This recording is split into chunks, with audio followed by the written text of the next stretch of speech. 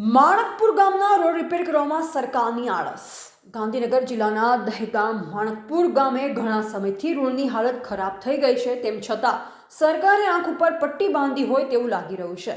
પીપલાજ ગામથી મિર્જાપુર મોટી માસંગ માણકપુરને વડોદ જોડતા મોટા ભાગનો રોડ ખખડધજ હાલતમાં જોવા મળી રહ્યો છે અને આ રોડમાં નાના મોટા ખાડા હોય છે, જેથી વાહન ચાલકોને ખૂબ જ મુશ્કેલી પડી રહી છે। છતાં સરકાર દ્વારા રોડ રિપેર કરવામાં આળસ કરવામાં આવી રહી છે। આ રોડનો રોડ વિભાગે તપાસ કરી તત્કાલ યોગ્ય પગલાં લેવા જોઈએ તેવી લોકોએ માંગણી કરી છે।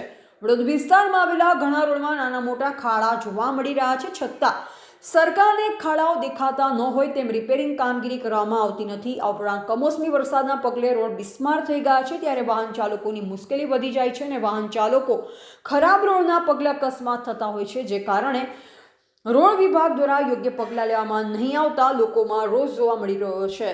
રિપોર્ટર નરેશ ડી વ્યાસ, તંત્રી બનાસથી પુકાર, બનાસકાંઠા।